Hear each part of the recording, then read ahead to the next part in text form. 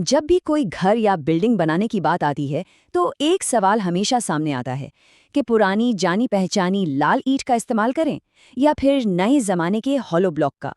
तो आज चलिए इसी बड़ी दुविधा को सुलझाते हैं। मतलब अगर कोई नया प्रोजेक्ट शुरू हो रहा है तो कौन सा मटेरियल असल में बेहतर है। चलिए इस बार भावनाओं से नहीं बल्कि सीधे सीधे फैक्ट्स और आंकड़ों से पता लगाते हैं कि असली विनर कौन है। तो मैदान में हमारे दो उम्मीदवार हैं। एक तरफ है लाल ईंट जो पीढ़ियों से चली आ रही है, एक तरह से भरोसे का दूसरा नाम है। और दूसरी तरफ है होलो ब्लॉक, एक मॉडर्न चैलेंजर जो बहुत तेजी से कंस्ट्रक्शन की दुनिया में अपनी जगह बना रहा है। तो फिर शुरू करते हैं ईंट बनाम ब्लॉक का ये जबरदस्त मुकाबला। देखते हैं कौन किस पर भारी पड़ता है। पहला राउंड है मजबूती और वजन का। देखिए, किसी भी बिल्डिंग की बुनियाद इन्हीं दो चीजों पर टिकी होती है। तो चलिए देखते हैं इस राउंड में कौन बाजी मारता है। हम सीधे नंबर्स पर आते हैं।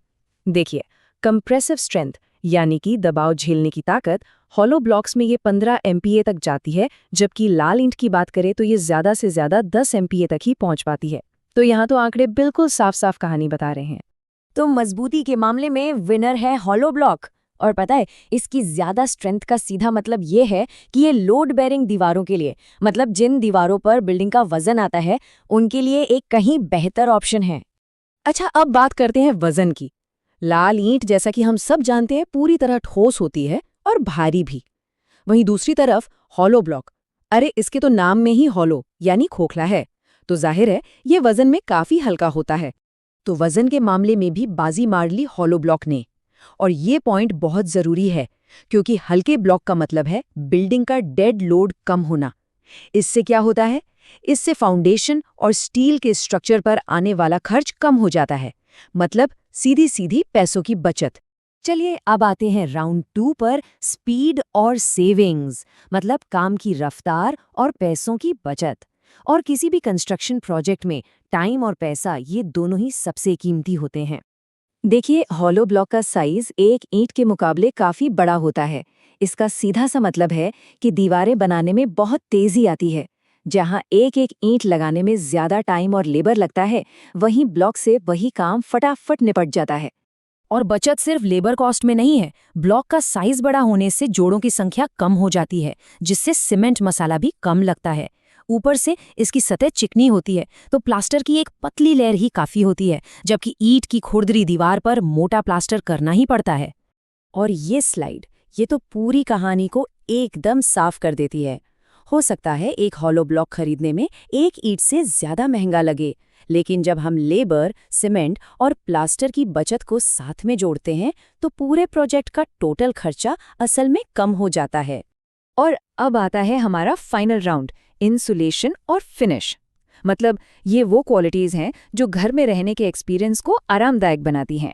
हॉलो ब्लॉक्स के अंदर जो खाली जगह होती है ना, उसमें हवा भर जाती है, और ये फंसी हुई हवा गर्मी और आवाज दोनों के लिए एक कमाल के इंसुलेटर का काम करती है।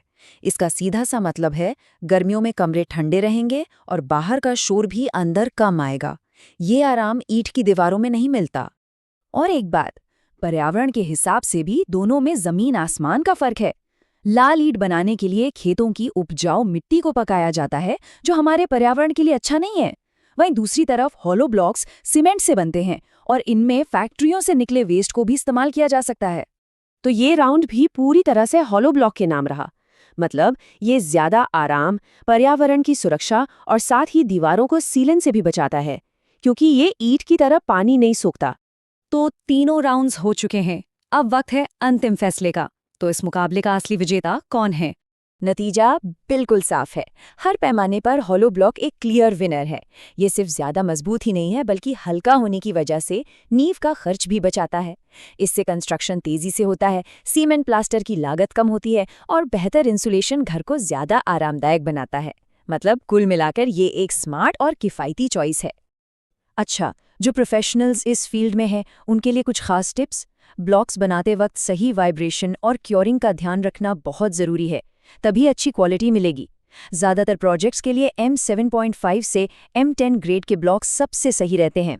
और हाँ, इसकी बढ़ती हुई डिमांड को देखकर लगता है कि प्रीकास्ट फैक्ट्री लगाना एक बहुत अच्छा बिजनेस का मौका भी हो सकता है। तो इतने सारे फायदे देखने के बाद एक सवाल मन में आता है, क्या अब लाल ईंट का दौर खत्म हो गया है? इस पर सोचेगा जरूर।